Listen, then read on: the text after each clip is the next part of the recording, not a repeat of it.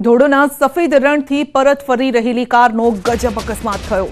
ગોરેવાલી પાસે કારે બાઇકને અડફેટી લીધી અને સ્ટીયરિંગ પરનો કાબુ ગુમાવતા કાર રસ્તા પરની બાજુના ખાડામાં ખાબકી હતી.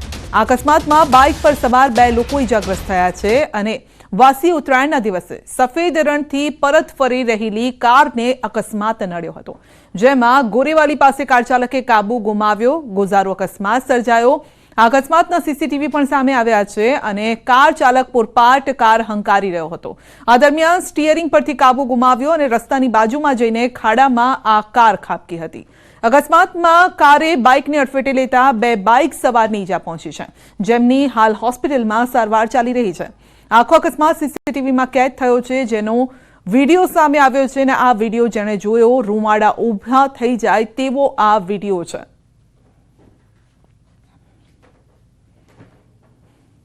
તાપીના વાલોડમાં બાજીપુરા ચોકડી પાસે અકસ્માત થયો. કાર પલટી ગયા બાદ ધડાકા સાથે આગ લાગી હતી.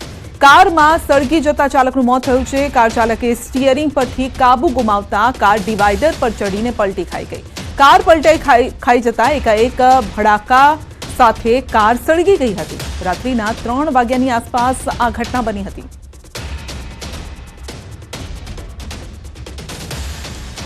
તહેવારોમાં પણ તોફાની તત્વો શાંત ન રહ્યા. રાજ્યના કેટલાક વિસ્તારોમાં અસામાજિક તત્વોએ આતંક મચાવ્યો.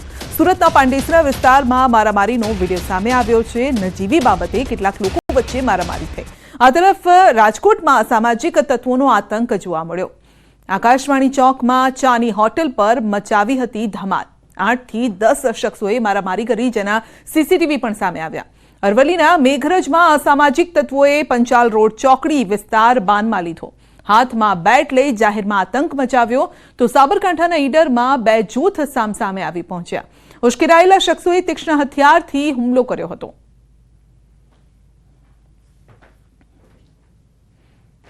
મહેસાણામાં ₹9.12 લાખ ભરેલી બેગની ચોરી થઈ. કડીના થોડમાં સમી સાંજે આ ઘટના બની હતી. થોડમાં દુર્ગા ઓટોમોબાઈલ શોરૂમ આગળની આ ઘટના છે. કારમાંથી રૂપિયા ભરેલ બેગની ચોરી કરવામાં આવી છે. કાર માલિક શોરૂમનું શટર બંધ કરવા ગયો અને ચોર ચોરી કરી છૂમંતર થઈ ગયો. શોરૂમ સંચાલકે નોંધાવી છે પોલીસ ફરિયાદ. સ્થળ પરના સીસીટીવી ફૂટેજમાં એક યુવક બેગ લઈને રસ્તો ક્રોસ કરતો દેખાઈ રહ્યો છે. પોલીસે સીસીટીવી ફૂટેજના આધારે તપાસ હાથ ધરી.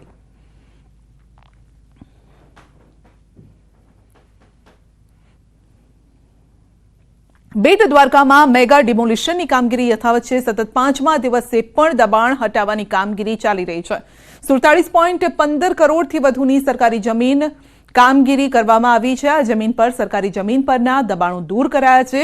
272થી વધુ બાંધકામો તોડી પડાયા છે. 4 ધાર્મિક સ્થળોના દબાણો પર દૂર કરાયા છે. આ દબાણો અને 4 દિવસ ચાલેલા મેગા ડિમોલિશનમાં ચાંપતો પોલીસ બંદોબસ્ત પણ રાખવામાં આવ્યો. 4 દિવસ બાદ તંત્ર દ્વારા હજુ પણ છૂટાછવાયા અન્ય ગેરકાયદેસર દબાણો પર તવાઈ બોલાવાઈ શકે છે.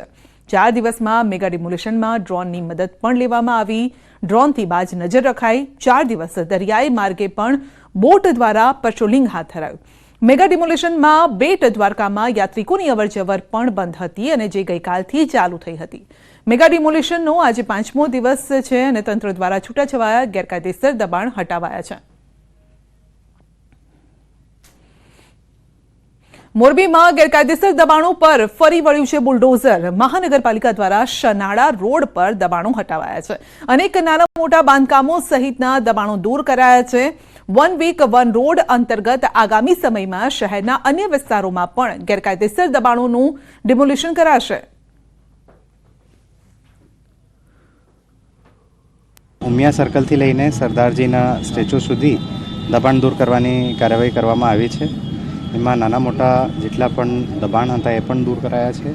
સાથે સાથ જે ટ્રાફિકને અડચણરૂપ કોઈ પણ સ્ટ્રક્ચર્સ હતા એ પણ દૂર કરવામાં આવ્યા છે અને નાના મોટા બાંધકામ પણ જે ધ્યાને આવ્યા છે એ પણ દૂર કરવામાં આવ્યા છે. આણંદના બોરસદમાં ચાઇનીઝ દોરીથી યુવકનું ગળું કપાયું છે. સારવાર દરમિયાન યુવકનું મોત થયું છે. યુવક બોદાલ ખાતે મામાના ઘરે જતો હતો. ઉત્તરાયણના તહેવારની ઉજવણી કરવા માટે જતો હતો. પામોલ બોદાલ રોડ પર આ ઘટના બની છે. યુવક બોરસદના ઢુંઢા કુવા ગામનો સતીશ પટેલ હોવાનું સામે આવ્યું છે.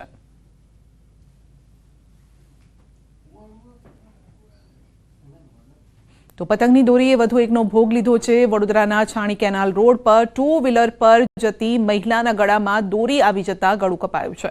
દુર્ઘટનામાં માધુરી પટેલ નામની મહિલાનું મોત થયું છે. મહિલાના મૃતદેહને પોસ્ટમોર્ટમ માટે સયાજી હોસ્પિટલ ખસેડાયો. મહિલાના મોતથી પરિવારમાં માતમ છે. વડોદરામાં ઉત્તરાયણના દિવસે 4 નાગરિકોના મોત થયા છે. 20થી વધુ લોકો પતંગની દોરીથી ઘવાયા છે. પતંગની દોરીથી ગળું કપાવાના કારણે 2 વ્યક્તિના મોત, જ્યારે કે એક વ્યક્તિ ધાબા પરથી પડી જતા મોત થયું છે. એક વ્યક્તિનું પતંગ પકડવા જતા ટ્રેનની અડફેટે આવતા મોત નીપજ્યું છે.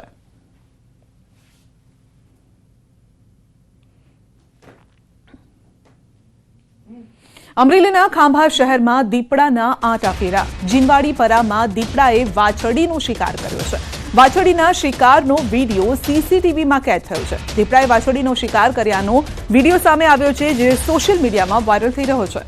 ખાંભા શહેર રહેણાંક જીનવાડી પરા વિસ્તારમાં દીપડો આવી જતા ફફડાટ ફેલાયો.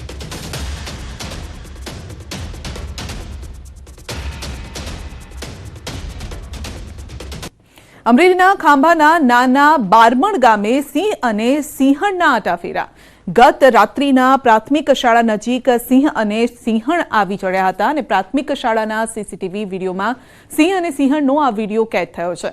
મોડી રાત્રિના સિંહ અને સિંહણ શિકારની શોધમાં સીસીટીવી વિડીયો વાયરલ થયા છે. રાજુલા, જાફરાબાદ અને ખાંભા વિસ્તારમાં રાત્રિમાં સિંહોના આંટા ફેરા વધી ગયા છે, તેના આ સબૂત પણ છે. શિકારની શોધમાં સિંહ સહિત વન્ય પ્રાણી જંગલ છોડી રેવન્યુ વિસ્તારમાં અવરજવર કરતા જોવા મળી રહ્યા છે, જેથી લોકોમાં પણ ફફડાટ છે. વન વિભાગ રાત્રિનું પેટ્રોલિંગ વધારે તેવી લોકોની માંગ છે.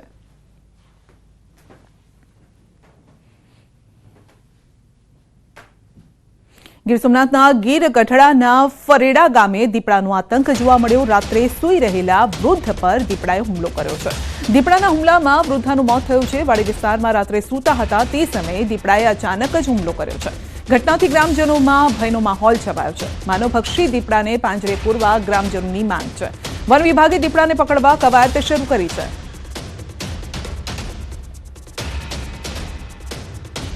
સુરતમાં હજીરામાં 9 વર્ષીય બાળક પર શ્વાનનો હુમલો થયો છે. મયુર મેળા નામનો બાળક ઘર પાસે રમી રહ્યો હતો. બાળક પર અચાનક 2 શ્વાને હુમલો કર્યો. બાળકના શરીરના ભાગે ગંભીર ઈજા પણ પહોંચી છે. શ્વાનના હુમલામાં બાળકના શરીરના ભાગે 7 જેટલા ગંભીર ઘા જોવા મળ્યા. બાળકને 108 મારફતે સિવિલ હોસ્પિટલ ખસેડવામાં આવ્યો.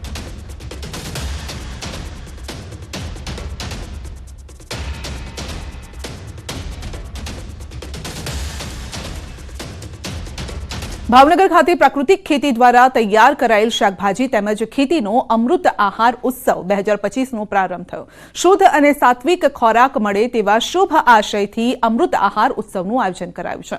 આ ઉત્સવનો હેતુ ખેડૂતો દ્વારા ઓર્ગેનિક ખેતીથી તૈયાર કરાયેલ શાકભાજી તેમજ અન્ય પાકો સીધા લોકોને મળે તેવો છે. આ ઉત્સવમાં ખાણીપીણી વિભાગમાં રીંગણનો ઓળો, રોટલો, શકરિયાનો શીરો, મગના પુડલા, બીટનો હલવો, બ્રોકોલીનું પંજાબી શાક વગેરે અવનવી ચટાકેદાર વાનગીઓની લોકોએ મજા માણી હતી. અને મહત્વનું છે કે આજના સમયમાં બેફામ પ્રદૂષણ, રાસાયણિક દવાઓના ઉપયોગથી કુદરતી રીતે મળતા તત્વો હવે સરળતાથી ઉપલબ્ધ નથી અને તેવા સમયે શુદ્ધ અને સાત્વિક ખોરાક મળે તેવા શુભ આશયથી અમૃત આહાર ઉત્સવનું આયોજન કરાયું.